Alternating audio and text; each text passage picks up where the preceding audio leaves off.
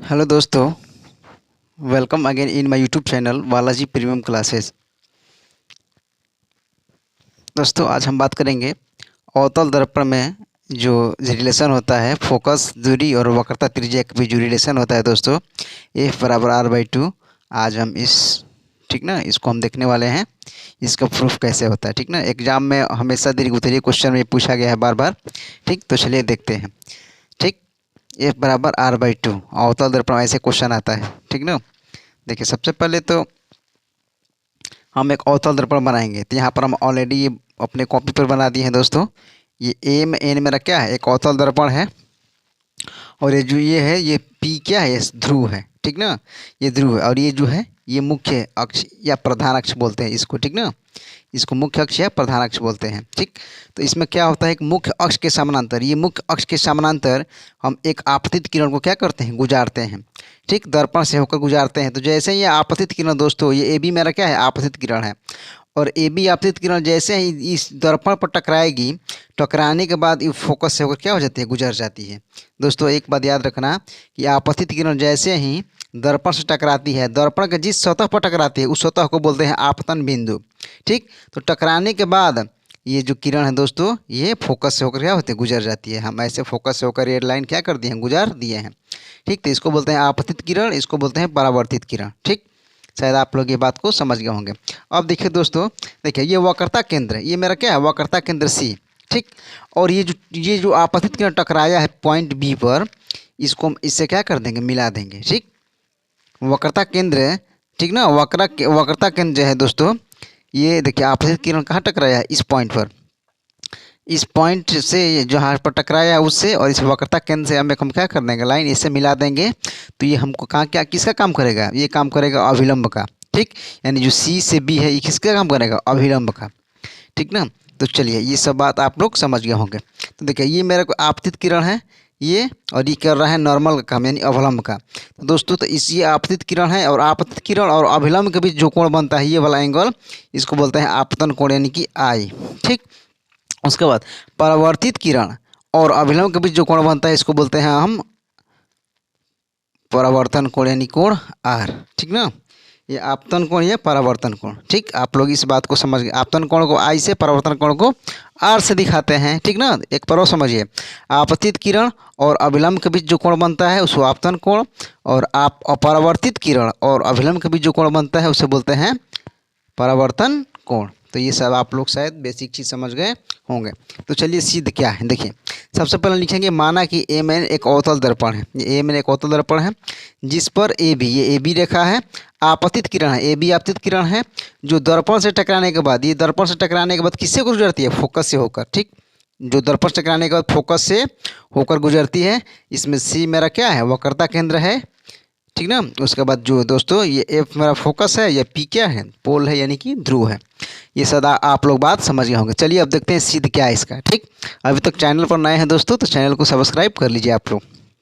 चलिए देखिए, एक बात देखिए, तो देखिए यह एंगल देखिए A B C, A B C, उसके बाद सी बी एफ। ठीक ना, देखिए ये मेरा क्या होगा, आपस में इक्वल होगा, क्योंकि आप लोग एक नियम पढ़े होंगे, परावर्तन का नियम क्या होता है, आपतन कोण बराबर परावर्तन कोण, यानी कि एंगल आई एंगल आर का क्या होगा, मेरा इक्वल होगा। देखिए ये मेरा हो जाएगा, यहाँ पर लिखेंगे हम कोण,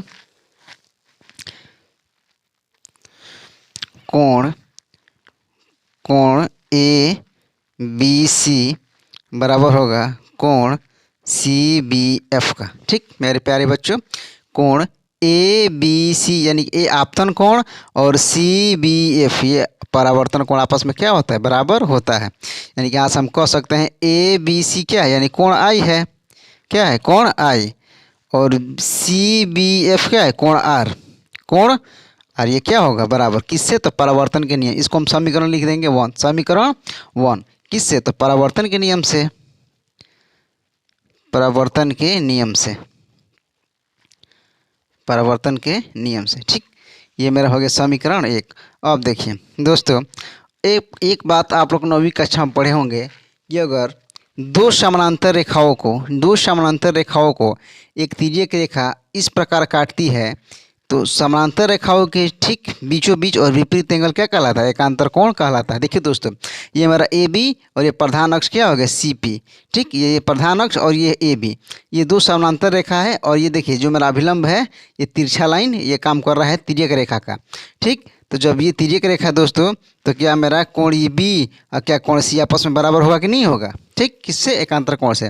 कोण बी और कोण सी, ये वाला एंगल आपस में क्या होगा? बराबर। देखिए ये समानांतर रेखा और ये तिर्यक रेखा, तो ये वाला कोण बी और ये वाला कोण सी क्या होगा? आपस में बराबर हो, जैसे इस प्रकार से। तो चलिए एक बात और हम यहाँ से लिख लेंगे, यानी कि कोण ए बी सी बराबर होगा कोण बी सी एफ, यानी ये वाला एंगल। ठीक, किससे? तो एकांतर कोण से। लिख देंगे यहाँ पर एकांतर कोण। ठीक, इसको हम नाम दें समीकरण 2। समीकरण 2। अब चलिए, अब समीकरण 1 व 2 से लिखेंगे। समीकरण 1 व 2 से देखिए दोस्तों, समीकरण 1 में देखिए, समीकरण 1 में ए बी सी, समीकरण 2 में ए बी सी, इन दोनों समीकरण का बायां पक्ष आपस में क्या है? इक्वल है। इसमें भी बायां पक्ष कोण ए बी सी है, इसमें भी बायां पक्ष क्या है? कोण ए बी सी है। तो क्या मेरे दोस्तों, जब इसका बायां पक्ष आपस में इक्वल है, तो क्या दायां पक्ष सी बी एफ और बी सी एफ आपस में क्या होगा? इक्वल होगा कि नहीं होगा? तो जरूर होगा। ठीक ना, ये जब बायां वाला आपस में इक्वल है, तो दायां वाला भी आपस में इक्वल होगा। इसको हम लिख सकते हैं कोण सी बी एफ बराबर कोण बी सी एफ। इसको हम नाम देंगे समीकरण 3। ठीक, यहाँ तक आप लोग बात समझ गए होंगे। अब देखिए तो एक बात यहाँ से समझने का आप कोशिश करिए। देखिए सी बी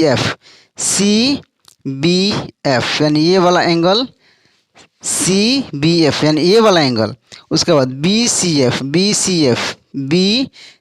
एफ ये वाला एंगल, ये दोनों एंगल आपस में क्या है? बराबर हैं। ठीक ना, यानी कि कोण बी और कोण सी क्या है? देखिए कोण बी और कोण सी आपस में क्या है? इक्वल है। और इन दोनों कोण का निर्माण किस में हो रहा है? त्रिभुज बी सी एफ में। त्रिभुज बी सी एफ में। ठीक, तो दोस्तों आप लोगों को पता होगा, अगर किसी त्रिभुज के दो कोण आपस में बराबर होते हैं, तो उस कोण के सामने वाला साइड भी क्या होता है? बराबर होता है। तो इस कोण सी के सामने वाला साइड बी एफ और कोण आर के सामने वाला साइड सी एफ आपस में क्या होगा? इक्वल होगा। ठीक ना, अब देखिए, अब हम लिखेंगे यहाँ से। देखिए अगर इसका दो कोण आपस में बराबर दोस्तों, तो फिक्स है कि कौन सा त्रिभुज होगा? समबाहु त्रिभुज होगा।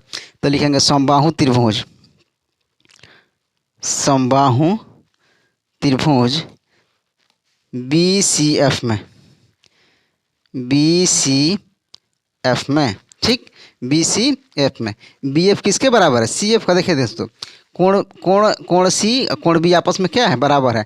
तो कोण सी के सामने वाला साइड बी एफ और कोण आर के सामने वाला यानी कोण बी के सामने वाला साइड सी एफ क्या होगा? आपस में बराबर होगा। तो देखिए कोण सी के सामने का साइड बी एफ बराबर, तो लिखेंगे यहाँ से बी एफ बराबर क्या हो जाएगा? C F. बी एफ बराबर सी एफ। अरे दोस्तों देखिए, फिर से देखिए तो ये कोण बी और ये कोण सी आपस में इक्वल है, तो इसके सामने वाला साइड बी एफ और इसके सामने वाला साइड सी एफ आपस में क्या होगा? इक्वल होगा। ठीक, क्योंकि समबाहु त्रिभुज है, तो समबाहु त्रिभुज में सम्मुख कोण के सामने वाली भुजा भी क्या होता है? आपस में बराबर होता है। तो चलिए यहाँ से हमने एक बात को यह लिख लिया। अब चलिए तो देखिए, हमने देखिए ये बी को पी से हमने मान रखा है कि बहुत दूर है। देखिए ऐसे देखने में लगता है दोस्तों कि जो पॉइंट पी और पॉइंट बी है एक दूसरे से कितना दूर है, लेकिन वास्तव में ये दूर नहीं है। वास्तव में ये दोनों क्या है? पास पास है। ठीक ना, हमने मान रखा है कि पी बी से कितना दूरी पर है, बहुत ज़्यादा दूरी पर डिस्टेंस मान लिया है, लेकिन वास्तव में पी और बी एक दूसरे से क्या है? बहुत ही नज़दीक है।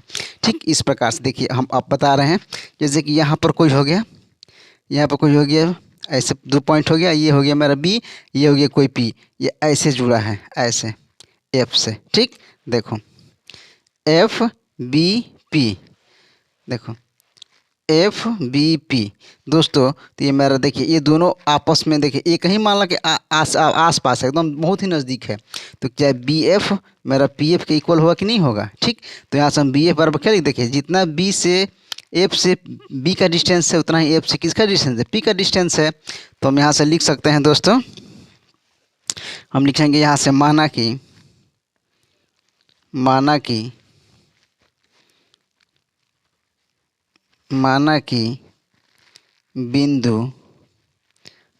बिंदु बी पी के बहुत निकट है, बहुत निकट है, ऐसा हमने मान लिया है। ठीक, निकट है भी देखिए पी और बी आपस में तो बहुत नज़दीक है, और जहाँ पी से एफ का, बी से एफ का और पी से एफ का दोनों का डिस्टेंस आपस में क्या होगा, इक्वल होगा।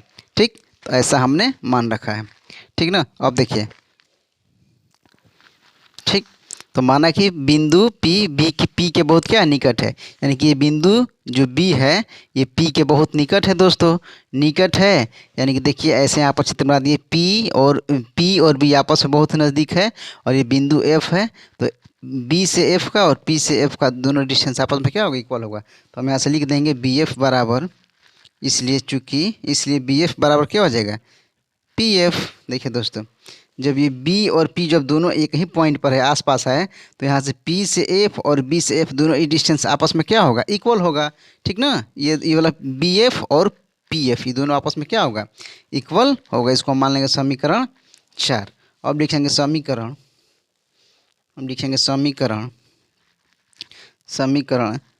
3 व 4 से, 3 व 4 से। देखिए समीकरण 3 क्या है, समीकरण 3 है मेरा, इसको समीकरण क्या मान लिए हम, देखिए बी एफ और सी एफ। ठीक, इसको 3 मान लो यार, इसको ये 3 हुआ ना, तो इसको 4 मान लो, इसको मान लो 5, इसको क्या मान लो 5। ठीक, तो देखिए समीकरण लिखेंगे 4 व 5 से, समीकरण 4 व 5 से। ठीक, तो देखिए यहाँ भी बी एफ है, यहाँ भी बी एफ है, तो दोनों में बी एफ क्या है, इक्वल है, यानी दोनों में बायां पक्ष इक्वल है, तो इसका दायां पक्ष भी आपस में क्या होगा, इक्वल हो जाएगा। यानी हम लिख सकते हैं यहाँ पर कि सी एफ बराबर क्या हो जाएगा, पी एफ, सी एफ बराबर पी एफ। इसको हम समीकरण क्या मान ले रहे हैं, 6। ये मेरा समीकरण हो गया 6। ठीक, देखिए 3, 4 और 5, 4 में बी एफ और 5 में भी बी एफ, दोनों में बायां साइड इक्वल है, इसका दायां साइड भी आपस में इक्वल हो जाएगा। ठीक, तो समीकरण क्या हो जाएगा, 6। ठीक, अब चलिए, अब हम इस सवाल को हल कर चुके हैं दोस्तों।